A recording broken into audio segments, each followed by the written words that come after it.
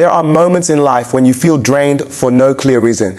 It's not because of hard work, other people. It's something deeper, your own emotions. A tiny thing happens, suddenly your heart aches. Your throat tightens. A small harmless comment can make you angry, defensive, or quietly hurt.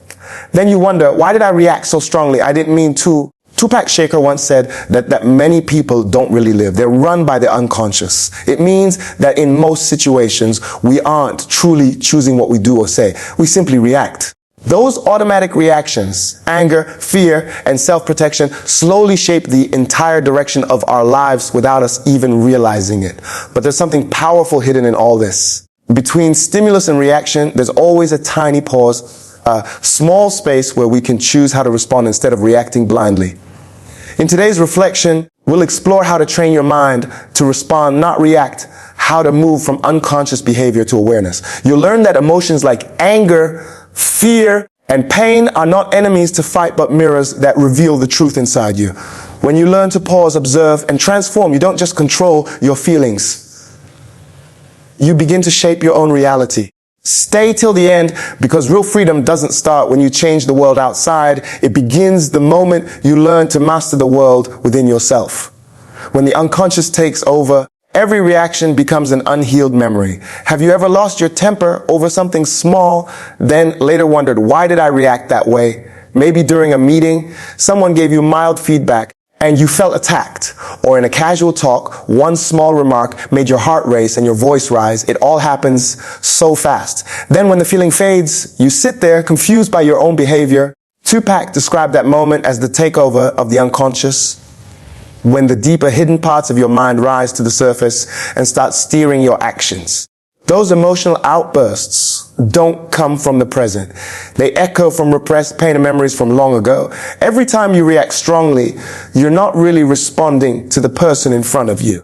You're responding to an old part of yourself, the part that was once hurt, ignored, or forced to survive in silence. Tupac once said, until you make the unconscious conscious, it will direct your life and you will call it fate. When someone touches that hidden wound, your reaction isn't about their words. It's about the memory your soul still carries. We've all experienced this. When someone criticizes us, we hear an old voice whisper, "You're not good enough." When rejected, we remember the eyes that once looked away. When misunderstood, we relive the child who was once wrongly blamed. So reacting isn't bad. It's simply your soul saying, something here still hurts. But when we let reaction take control, we keep replaying the same painful stories.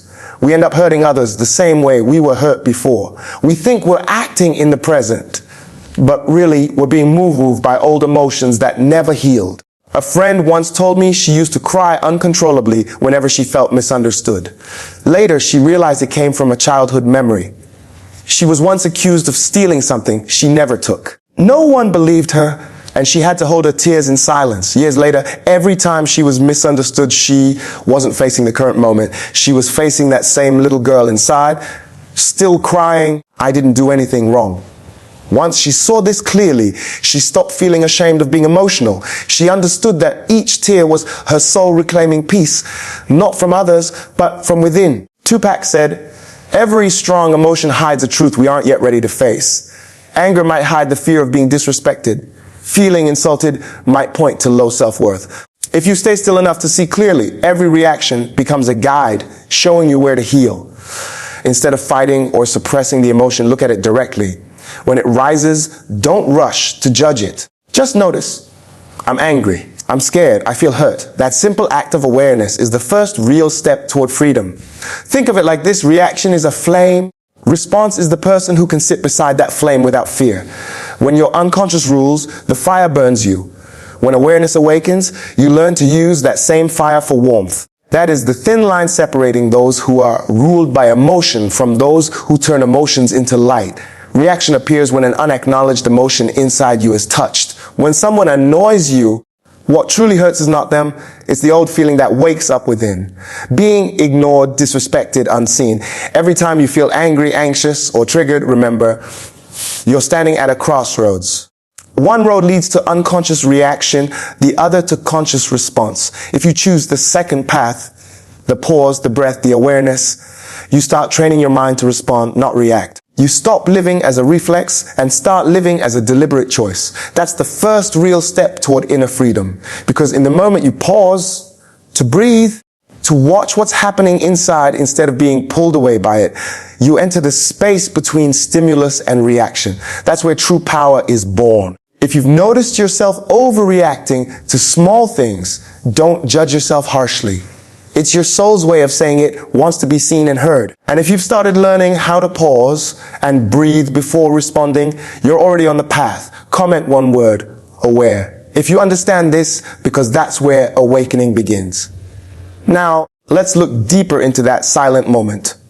The space where you take back your power to choose. Once you realize that every reaction comes from echoes of the past, the next step is to learn how to pause before those old memories take control again. It's in that brief pause, that small space between what happens and what you do, where awareness finally speaks. Tupac once said that true consciousness isn't about suppressing your emotions. It's about watching them arise without getting lost in them. He said, "There is no awakening without pain." When someone says something that hurts you, or when something unexpected shakes you, there's always that split second, a tiny gap before you respond. Inside that gap is your real strength. It's the power to choose. Most people never notice that gap. A single word, a look, or a tone can make your body tense up before your mind even knows why. But when you train yourself to see that moment clearly, when you sense the trigger just as it starts, you discover something life-changing. You can choose to respond differently. That silent moment, even if it's only a few seconds long, is the door to your freedom. It's not about denying what you feel. It's about watching it rise without letting it rule you.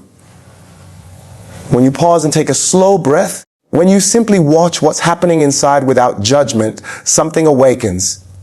The part of you that can observe without reacting. This is what it means to shift from unconscious reaction to conscious awareness. And you don't need years of meditation or endless self-help books to find it.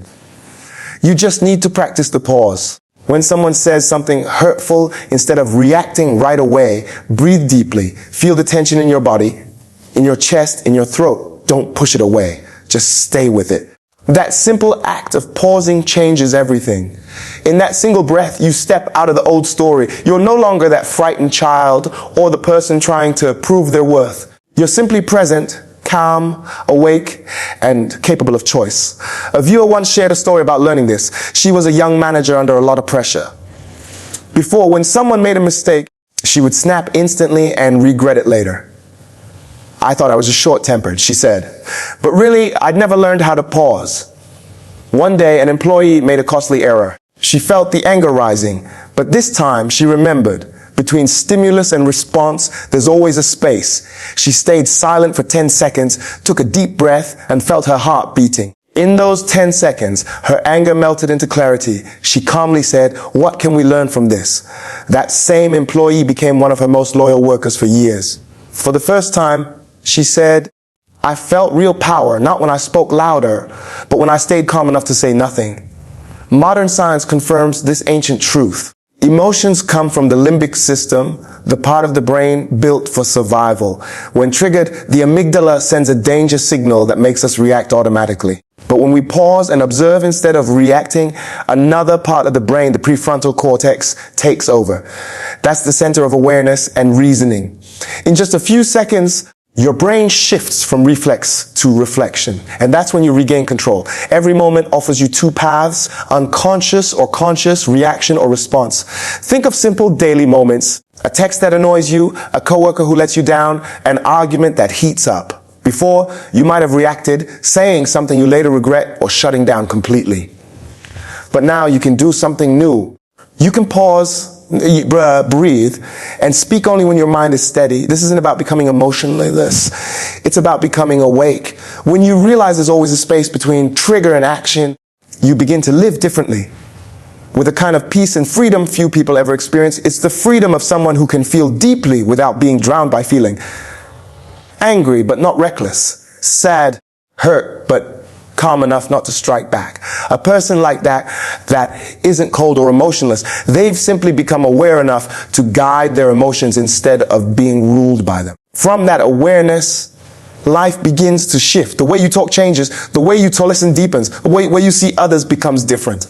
Because when someone learns to respond instead of reacting, they begin to master what once controlled them. Reaction belongs to the ego. Response comes from the self. When you learn to pause between reaction and response, something deeper within you begins to reveal itself. Who inside is reacting? Sometimes that pause allows you not only to see your emotions, but also to notice the self behind them. That's where the real journey starts. The movement from ego to self.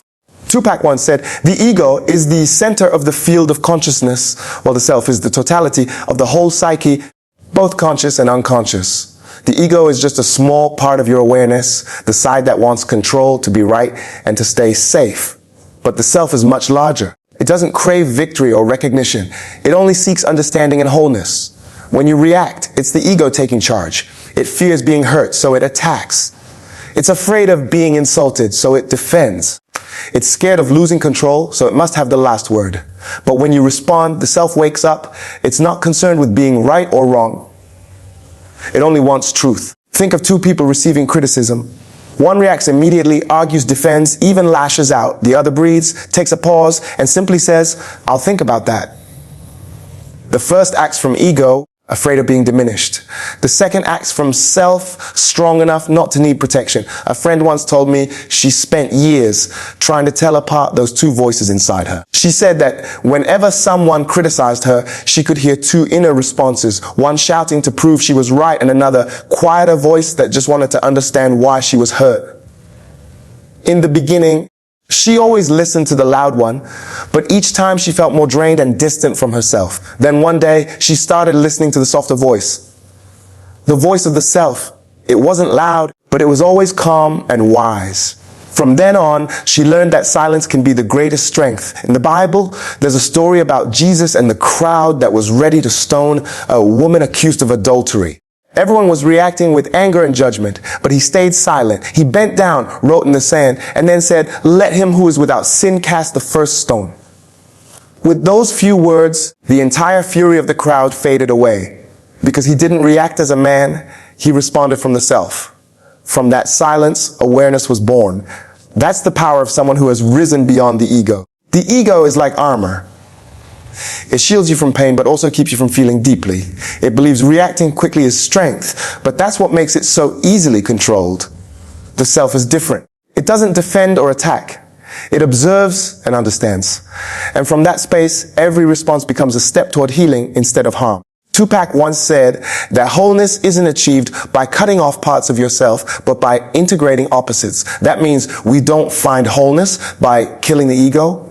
We find it by understanding and guiding it. The ego isn't evil, it just needs to know its place. It's like a soldier, brave and ready, but it must take orders from its commander, the self. When the self is silent, the soldier loses direction and strikes even the innocent. To train yourself to respond instead of react is to return to the deepest part of your being, a place where there is no winning or losing, no right or wrong, only understanding. Then you no longer act from an ego that tries to control others, but from a self that wishes to understand. Next time you feel yourself about to react, pause and ask, who inside me is speaking? If the answer sounds, I must prove I'm right, or I refuse to be disrespected, that's the ego. But if you hear a softer voice saying, I want to understand why I'm hurt, that's the self. Just recognizing this shifts you from reaction to awareness. Tupac believed that only when the ego bows, the self can rise. And when that happens, you begin to see the world not through fear, but through wisdom and compassion. Remember, reaction is the voice of fear. Response is the voice of love. One contracts to protect. The other expands to understand. Between the two, you have the power to choose who leads you. If you've ever had a moment when you chose silence and understanding over reacting, remember that. Those moments are proof of growth. Sharing such experiences may help others learn to respond instead of react and to find peace within themselves. But when the ego finally steps back, a deeper layer of your being starts to move, where your strongest emotions no longer come from the urge to control, but from the shadow within. Tupac said, everyone carries a shadow, and the less it is integrated into one's conscious life, the darker and denser it becomes. Each of us carries a shadow, the space where our hidden anger, jealousy, shame, fear, and unaccepted sides live. The shadow doesn't disappear because we ignore it. In fact, the more we deny it, the louder it becomes, demanding to be seen through our reactions. When someone triggers you strongly, it's usually not because what they did was that serious. It's because they touched a hidden wound inside you. The people who appear the calmest and nicest often carry the deepest shadows, because whatever we repress most strongly will always find a way to show itself. A child scolded for talking too much learns to stay quiet and carries the shadow of expression. A woman shamed for being too ambitious learns to hide her drive. But deep down, that energy still fights to rise again. Jung called this the balancing force of the unconscious. Whatever we push down will eventually rise up to restore balance. I once knew a woman who always stayed calm. She never raised her voice, always spoke kindly, and thought showing emotion was weakness. But one day when a coworker criticized her in front of others, she suddenly slammed the table, burst into tears, and broke down. I don't know why I did that, she said. I've never lost control before. But the truth was that anger wasn't new. It had been buried inside her for years, waiting to be acknowledged. That was her shadow, the side she had buried to appear perfect and polite. Look at everyday life. When someone brags and it annoys you, maybe the pride within you just wants to be seen. When you call someone selfish, maybe you're denying your own need to care for yourself. When someone's freedom irritates you, maybe your soul is longing for the same courage. The shadow never lies. It quietly shows you what within you still needs attention. Think of holding a ball underwater. The harder you push it down, the stronger it pushes back. But when you let it go, it naturally rises. The shadow works the same way. When you dare to look at it and say, I see you and I don't hate you, its power dissolves and you become lighter. The shadow cannot be destroyed. It can only be integrated. Tupac called this the reunion with the shadow, the process of becoming whole again by reclaiming the parts of yourself you once abandoned. When you face your anger, jealousy, weakness, or desire, you stop being ruled by them from the unconscious. Instead of being a victim of reaction, you become the guide of your energy. Tupac said, one does not become enlightened by imagining figures of light, but by making the darkness conscious. If you wish to understand yourself, don't just focus on what makes you proud. Look at what you judge in others. The person who irritates you most is often reflecting the part of you that you've rejected. When you can finally say, yes, that exists in me too, a piece of your darkness turns into light. Try this. The next time someone hurts or angers you, instead of blaming them, ask yourself, which part of my shadow did they touch? Maybe it's the part that fears disrespect, or the one that longs to be loved, or the one that feels unseen. Simply asking the question begins transformation. Just as in Greek mythology, Theseus couldn't defeat the Minotaur without entering the dark labyrinth. You can't overcome your inner monster without stepping into your own darkness. Your shadow is that labyrinth, and the monster inside isn't an enemy. It's the part of your soul begging to be freed. That's the moment of inner freedom, when you stop running from the darkness and instead hold its hand as you move forward. Something miraculous happens when you face the darkness and acknowledge the parts of yourself you once denied. Emotions stop being terrifying. They no longer exist to destroy you. They exist to teach you. And that's when the true lesson begins, learning to observe emotions as an outsider. Tupac saw emotion as the true voice of the soul. Every time you feel anger, pain, or fear, it's your soul trying to speak to you in the only language it knows, through feeling. But most of us do not listen. Instead, we react. We fight back, we escape, or we try to explain it away. So instead of understanding what the emotion is trying to tell us, we get caught in its waves, believing we are the emotion itself. Yet between saying, I am angry, and I feel anger lies the entire journey of awareness. The moment you can recognize a feeling without being swallowed by it, you move from unconsciousness to awareness. You stop being the emotion and become the one who sees it. Imagine sitting beside a river where emotions pass by like boats. One carries anger, another fear, another sadness. If you jump onto one, it will take you away. But if you sit quietly and say, this is anger, this is fear, you become the observer instead of the prisoner of the current. In a Jungian therapy session I once attended, a teacher shared a story about a woman who learned this practice. She was a high school teacher, always under pressure. One day, a student interrupted her rudely, making the whole class laugh. She felt her face grow hot, her heart beat faster, anger and embarrassment crashing over her at once. I almost shouted, she said, but then I remembered. I'm feeling anger and hurt. I'm not the anger itself. She took a deep breath and calmly said, you can step outside for a few minutes and return when you're ready to learn. After class, she realized it was the first time she hadn't been controlled by emotion. Instead, it helped her understand herself.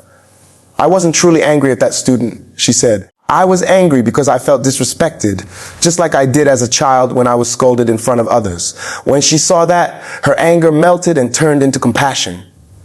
Tupac once said, emotion is the main source of consciousness. There is no transformation from darkness to light or from stillness to movement without emotion.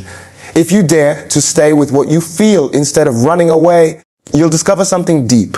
Beneath anger lies a message about your boundaries. Beneath fear lies a call for courage. Beneath pain hides the seed of healing. Science supports this too. When you feel strong emotions like anger or fear, your amygdala triggers a danger response. But the moment you pause and name what you feel, I'm angry, I'm sad, your prefrontal cortex, the rational part of your brain, turns on and begins to calm the storm. Simply naming your emotions gives you back control. That's why people who practice emotional awareness every day become calmer and clearer. They don't suppress their feelings. They allow the mind and soul to speak with each other. You can try this in your own life. When emotion rises, take a deep breath and ask, what is this emotion called? Where in my body do I feel it? If that emotion had a voice, what would it say? Maybe it whispers, I'm afraid of being left alone, or I just want to be seen, or I'm tired of being strong all the time. When you hear that voice, you touch your soul. Jung used a beautiful image for this, the inner witness, the silent observer within. This part of you doesn't criticize, judge, or defend.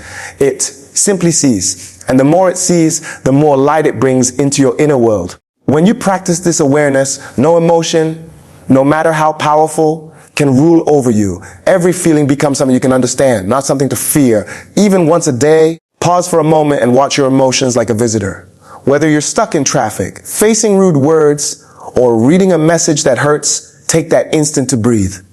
Each time you do, you're training your mind to respond instead of react. Because the moment you realize you have an emotion rather than being the emotion itself, you've already won. Not against anyone else, but against your primitive reflexes. That's when you master the art of the mind to observe before choosing instead of reacting just to survive. As you hear this, ask yourself, the last time you were swept away by emotion, what was it really asking to be seen? If you understand that, write one word in the comments that names the emotion you're learning to observe. Let that word become a symbol of your awakening. Have you ever wondered what happens once you can watch an emotion without being taken over by it? That's when something deeper begins, when emotional energy stops being mere reaction and turns into the fuel for spiritual growth. Tupac called this process the alchemy of the soul.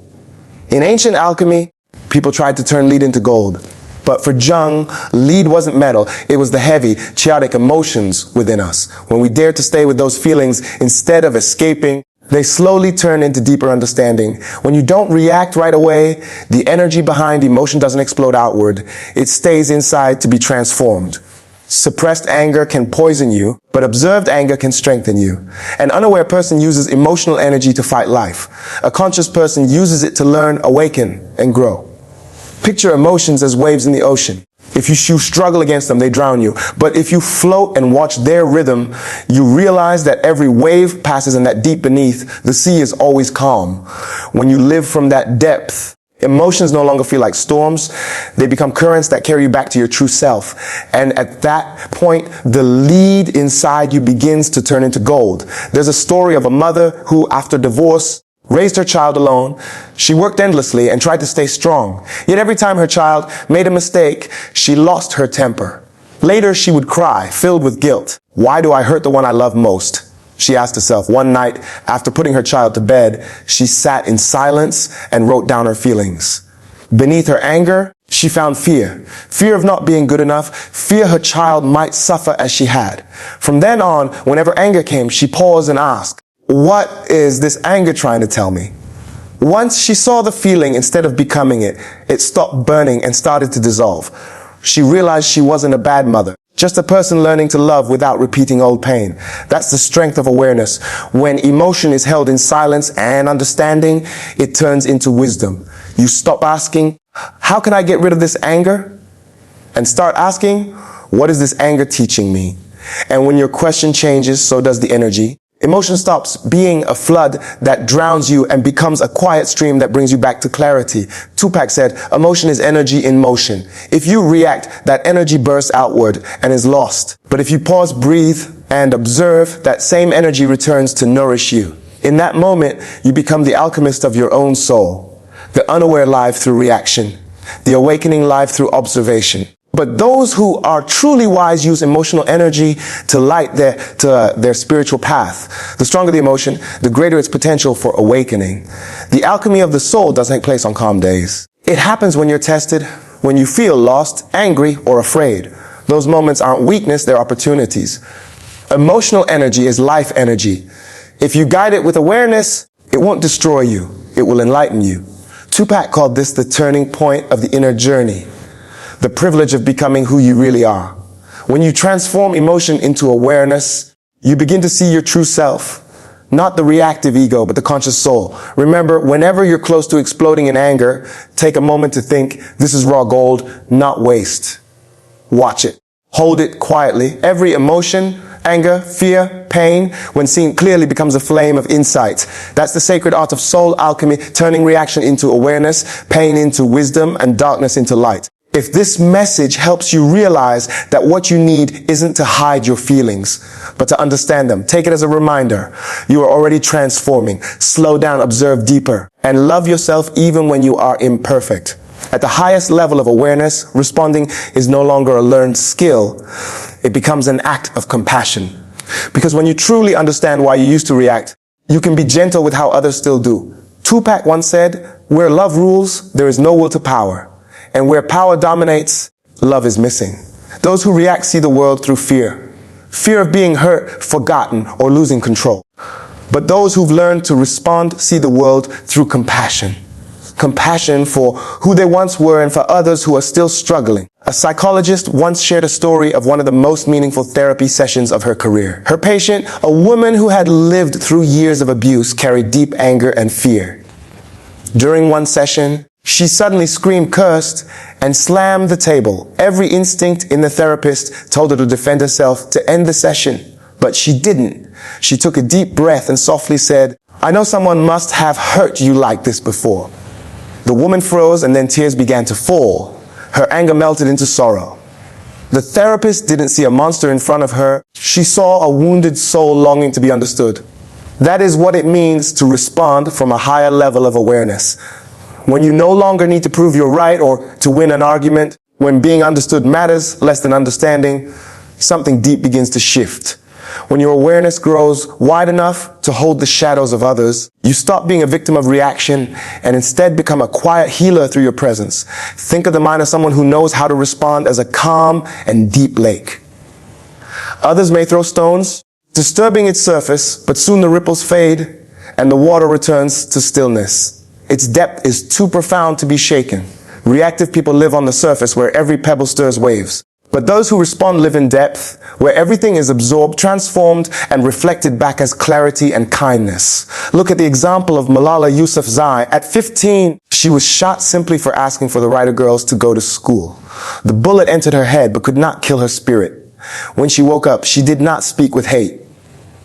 Instead, she said something that silenced the entire world.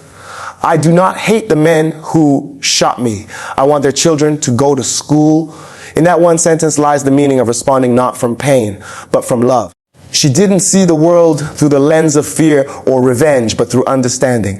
Because only a heart free from hatred can build real change. Tupac once said that love is not a weak emotion. It's the highest form of awareness. When you begin to see the unconsciousness in others, judgment disappears. You stop blaming because you recognize parts of yourself in them. That awareness melts every conflict. You don't even need to forgive anymore because nothing is left to forgive. You simply see that everything people do, even the things that hurt, is born from ignorance, from their own unseen pain and darkness. Compassion rises naturally from this recognition. At this stage of consciousness, responding stops being something you do. It becomes what you are.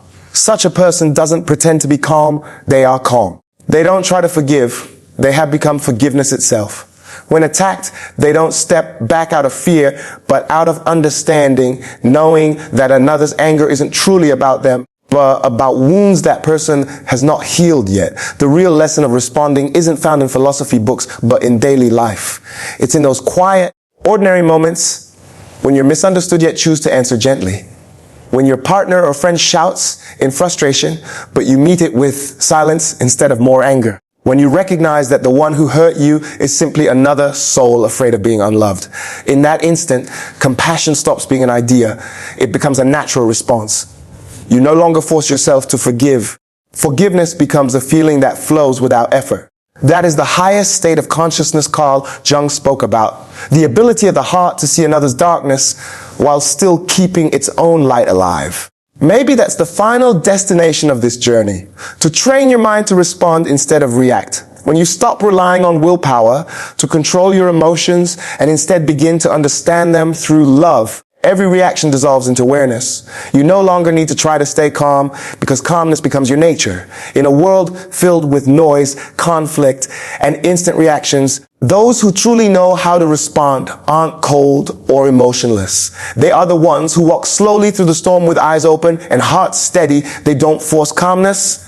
They embody it. They see everything with quiet understanding because they know that every impulsive urge is really an invitation from the soul to go deeper, to become softer, freer, and more awake. Those who learn to respond instead of react stop living as reflexes. They begin to live as creators. They no longer let their emotions rule them. They let emotions teach them. They don't run away from pain. They transform pain into wisdom. And when compassion becomes their natural instinct, they heal not only themselves, but everyone who comes near them. If this message helps you recognize a part of yourself on that same path, the path of pausing, understanding, and loving with awareness, then share it to spread the light. And remember to subscribe to Tupac's Psychology for more insights that awaken the mind and open the heart. This path is not about becoming flawless. It's about returning home. Home to the quietest, deepest, most compassionate part within you. Because when you finally come home to that space, you don't just respond to the world, you begin to transform it.